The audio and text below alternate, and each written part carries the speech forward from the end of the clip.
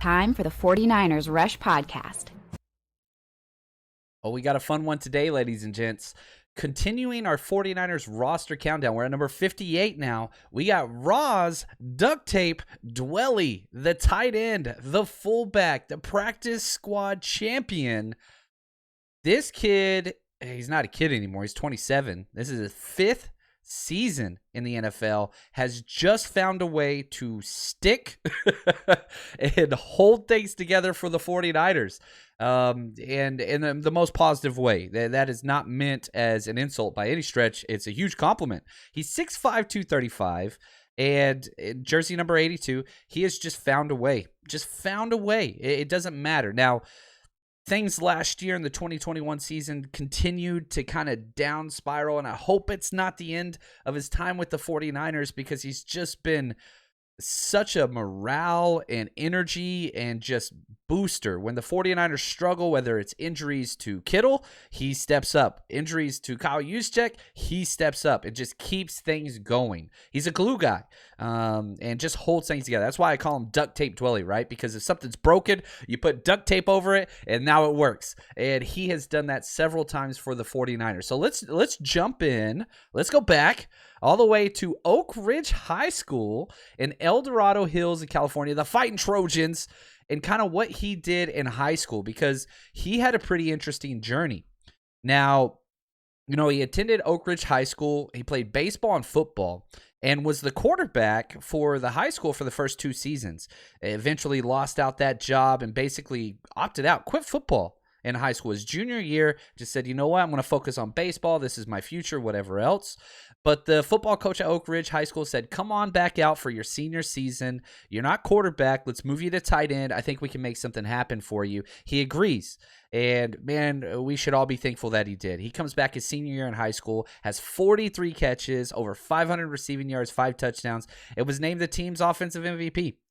This is a kid that quit, came back, found his role, and just thrived. Earned the offensive MVP, as I said, and they became champions that year. They won it all, made 43 catches, as I said, also lettered in baseball. Now, because he was late to the game, didn't get a lot of stuff out there. Eventually lands at San Diego, the University of San Diego. Redshirts his freshman year, 2013, comes out, starts 12 games as a redshirt freshman, second team all-conference honors, caught 23 balls, and it just kept going from there. Second team all-conference the next year, most improved offensive player as a redshirt sophomore. Then as a junior year, guess what? All academic honor roll. Every single player of the 49ers, I feel, hits this. Caught at least 1 touchdown in 8 contests his junior year, and then senior year, redshirt senior year, just went all out. FCS All-American third team, all-conference player, and caught 50 balls, 600-plus yards, and 10 touchdowns. And he finished his career at San Diego. All-time leader in receptions, 197, yards, 2,305, and touchdowns, 26 touchdowns. This dude was just a receiving threat. He was an industrial engineering major, so again, he's smart, okay? Also off the field, which I thought was important, spends time volunteering with the Evening of Dreams Foundation, which basically helps organize proms for teenagers with special needs. So active in the community, smart as hell, just kind of a multi-purpose, can do it all. Quarterback, tight end, fullback, whatever else. And you can kind of see why he didn't get recruited because of the junior year not playing, but also he didn't really transfer. His 40-yard dash was a 5.11. Not fast. I mean, that's O-line numbers. 3 cones, 7.1. Not bad for a tight end. 27.5-inch vertical. He's not the elite athlete. He's got the size. Yeah, I mean, you can't coach 6'5", 235. He's got the size. But the measurables, the metrics, the explosiveness, the speed, he just doesn't really have. Because of that, he didn't get drafted, despite all the numbers he put up. The 49ers land him as an undrafted free agent April 30th, 2018. And he was cut at the end of training camp, brought back to the practice squad. Again, if you're a practice squad member on the 49ers, you're going to get your chance. You just got to kind of wait. And then finally, in the middle of October, he finally got called up versus the Packers. Didn't really do much. Caught his first pass 3 weeks later against the Raiders. And just kind of, just around. Practice squad, just a round guy, not getting a lot of stuff. Had 2 catches his rookie year. Then the following year, man, he stepped up big. Back to the practice squad again, made his first start October 13th, 2019 against the Rams, and that's when Kyle Juszczyk got hurt. He was taking tight end 2 snaps, and 2019, that year, good gosh, it was an incredible year, and he played a huge part in it because when Juszczyk went down, he stepped in, did a great job. Later on, Kittle went down, stepped in, did a great job for him as well. We made it all the way to the Super Bowl that year, got the number 1 seed, and a lot of it was, again, this is where we finally gave him the name Duct Tape, is because people kept going down, and he just kept stepping up.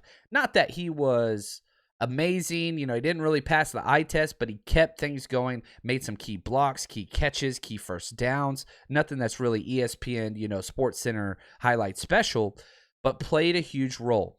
Then last year, and I hope that 2020 was the anomaly, he signs a 1-year deal. In 2020 he did, and he played a lot, played in all 16 games of 2020, and by far his best year. Then you get to 2021, and it just started just kind of going down, big time downhill. Played in 17 games, had 2 starts in 2021, but after those starts, they weren't good. Didn't block particularly well, was okay in the passing game, but nothing special. He only finished with 4 catches last year. Charlie Warner started taking all of his snaps. And as the year went on, Dwelley was almost, a couple special team snaps, and that's it. So I hope that the trajectory isn't over, that he peaked in 2019 and 2020, and then 2021 has kind of showed, because he's heading out the door. I was shocked whenever they re-signed him. I love this kid. I want him to make the team.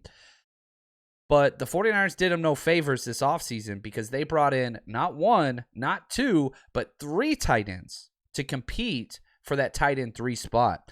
And that's what's going to be rough for him. Now, during OTAs and minicamp, he took all the first team reps because Warner and Kittle, they were just held out for precaution. Like, they're trying to see who is the tight end 3 on this team. And it's between Ross Dwelley, Tyler Kroft, who has even more experience, Tanner Hudson, Troy Fumagalli, and then Jordan Matthews. Only one of those guys is making the roster. Kittle and Warner are locks.